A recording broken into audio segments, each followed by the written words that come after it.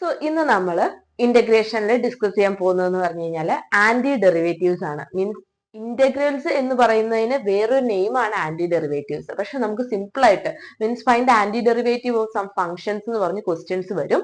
അപ്പം അങ്ങനെയുള്ള ക്വസ്റ്റ്യൻസ് എങ്ങനെയാണ് ആൻസർ കണ്ടുപിടിക്കുന്നത് എന്നുള്ള ഒരു കാര്യം നമുക്ക് ഇന്ന് ഡിസ്കസ് ചെയ്യാം. So welcome back to maths at 360 degree with Sonia.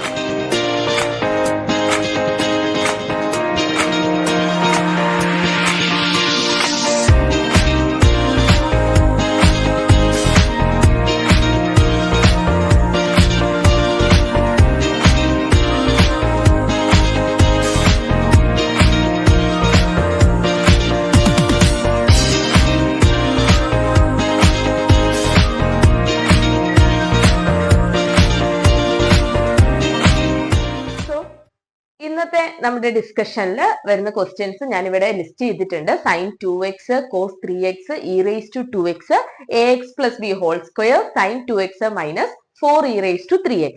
ഈ 5 ഫംഗ്ഷൻസിന്റെ ആന്റി ഡെറിവേറ്റീവ്സ് കണ്ടുപിടിക്കാൻ വേണ്ടിയിട്ടുള്ളതാണ് ക്വസ്റ്റ്യൻ. അപ്പൊ നമുക്ക് ഇതിന്റെ ആന്റി ഡെറിവേറ്റീവ് സിമ്പിൾ ആയിട്ട് ബൈ ഇൻസ്പെക്ഷൻ നമുക്ക് ഇതിന്റെ ആൻസർ കണ്ടുപിടിക്കാനായിട്ട് പറ്റും.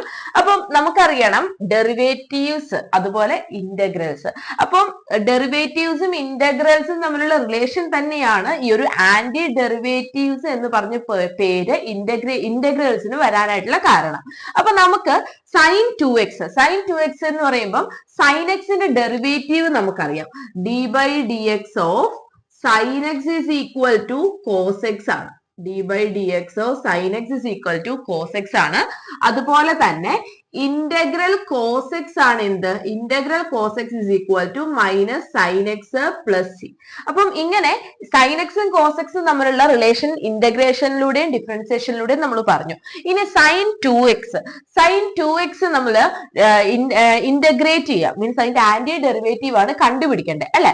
അപ്പോ d by dx of sin 2x derivative കിട്ടണമെങ്കിൽ അത് ഏത് ഫംഗ്ഷൻ ആയിരിക്കണം? d by dx of cos 2x എന്ത് വരും? d by dx of cos 2x is equal to ഇവിടെ d by dx of cos x എന്താണ്? മൈനസ് sin x ആണ്. അപ്പൊ cos 2x എന്ത് വരും? മൈനസ് sin 2x ഇൻറ്റു ഒരു 2x ന്റെ ഡെറിവേറ്റീവ്. 2x ന്റെ ഡെറിവേറ്റീവ് എന്താണ്? 2 ആണ്.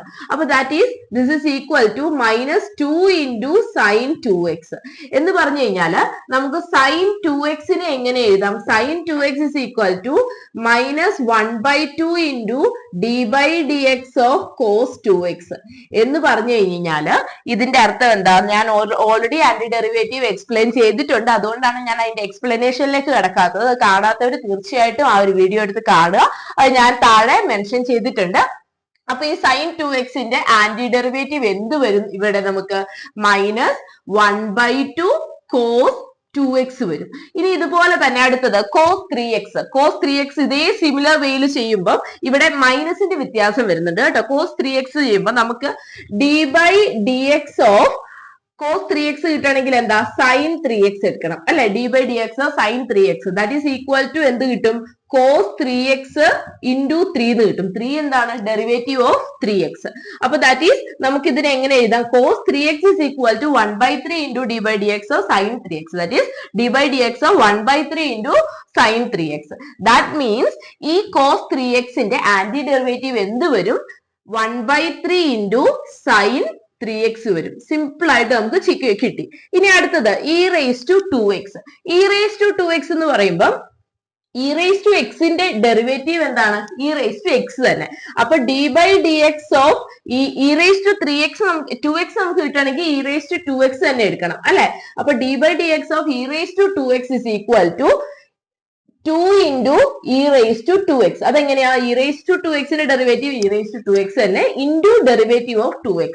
സോ നമുക്ക് ഇതിന്റെ അകത്ത് നിന്ന് e raised to 2x നെ എങ്ങനെ എഴുതാം? d by dx of 2 into e raised to 2x. that is d by dx of 1/2 into e raised to 2x. അപ്പൊ ഇതിന്റെ ആന്റി ഡെറിവേറ്റീവ് എന്ത് വരും?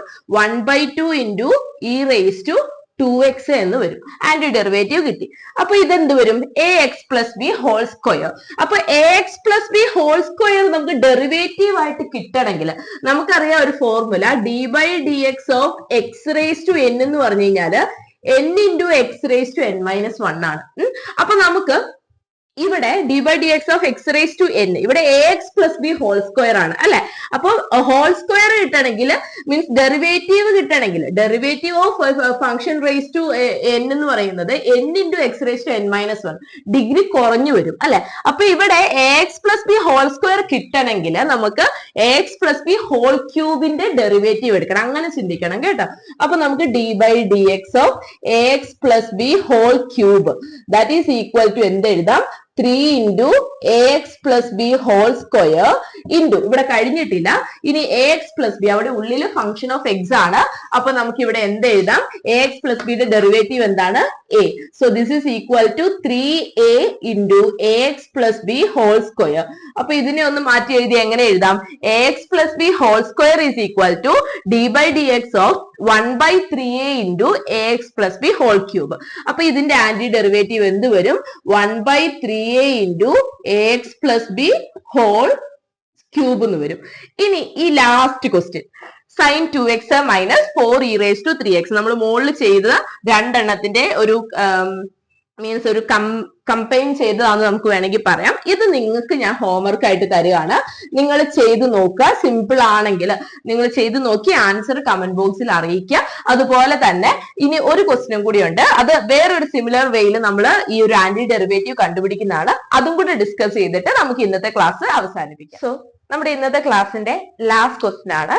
അപ്പോ ഇവിടെ ക്വസ്റ്റ്യൻ പറയുന്നത് find the anti derivative of root X plus 1 by root X. അപ്പൊ നമ്മൾ കുറച്ച് മുന്നേ ചെയ്ത പോലത്തെ ക്വസ്റ്റ്യൻസ് മീൻസ് ആ ഒരു രീതിയിൽ ജസ്റ്റ് ഡെറിവേറ്റീവ് ആലോചിച്ച് നമുക്ക് അതിന്റെ ആന്റി ഡെറിവേറ്റീവ് കണ്ടുപിടിക്കുന്നതിൽ ഇവിടെ കുറച്ചൊരു ഡിഫിക്കൽട്ട് ആണ്, അങ്ങനെയും കണ്ടുപിടിക്കാം.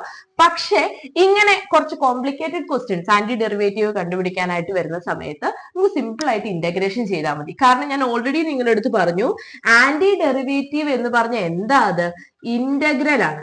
Integral of find the integral of root X plus 1 by root X. അപ്പൊ സിമ്പിൾ ആയിട്ട് ഇന്റഗ്രേഷൻ ചെയ്താൽ മതി. That is integral root X plus 1 by root X ഇത് ചെയ്യാം. That is root x dx. This is equal to integral root x dx plus integral 1 by root x dx.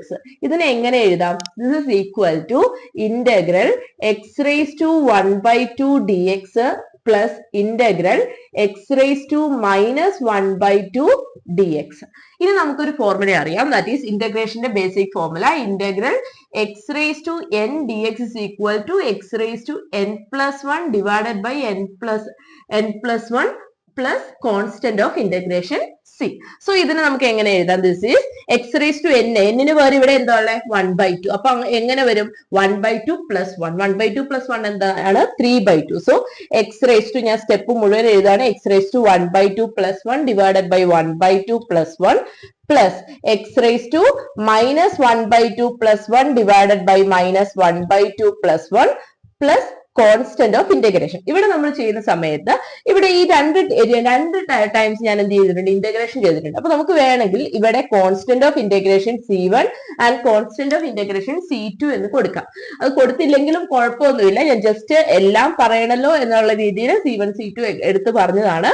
So this is equal to എന്ത് കിട്ടും, ഇത് x raised to 3 by 2 divided by 3 by 2 plus അടുത്ത ഞാൻ കോൺസ്റ്റന്റിനെ അങ്ങോട്ട് കൊണ്ടുപോകാം കേട്ടോ. That is X raise to minus 1 by 2 plus 1 that is 1 minus 1 by 2 that is X raise to 1 by 2. X raise to 1 by 2 divided by 1 minus 1 by 2 എന്ത് വരും, 1 by 2 plus constant of integration C1 plus constant of integration C2. That is this is equal to 2 by 3 into 3 by 2 ഡിനോമിനേറ്ററിലാണ്, അത് മുകളിലോട്ട് എടുക്കുമ്പോൾ എന്താവും 2 by 3 ആവും. So 2 by 3 into X raise to 3 by 2 plus x raised to 1 by 2 whole divided by 1 by 2 that is 2 into x raised to 1 by 2 plus ഈ C1 plus C2 ഈ കോൺസ്റ്റന്റിനെ ഒരു രണ്ട് കോൺസ്റ്റന്റ് ആഡ് ചെയ്ത് കഴിഞ്ഞാൽ അത് വേറൊരു കോൺസ്റ്റന്റ് ആവുകയുള്ളൂ, വേറെ ചേഞ്ച് ഒന്നും ഉണ്ടാവുകയില്ല. സോ ഇതിനെ രണ്ടിനെയും കൂടെ എപ്പോഴും നമ്മൾ കുറെ ടൈംസ് കോൺസ്റ്റന്റ് ഓഫ് ഇന്റഗ്രേഷൻ എഴുതേണ്ട കാര്യമില്ലല്ലോ. അപ്പൊ ഇത് രണ്ടും കൂടെ ഒരൊറ്റ കോൺസ്റ്റന്റ് ആയിട്ട് C ആയിട്ട് എഴുതി.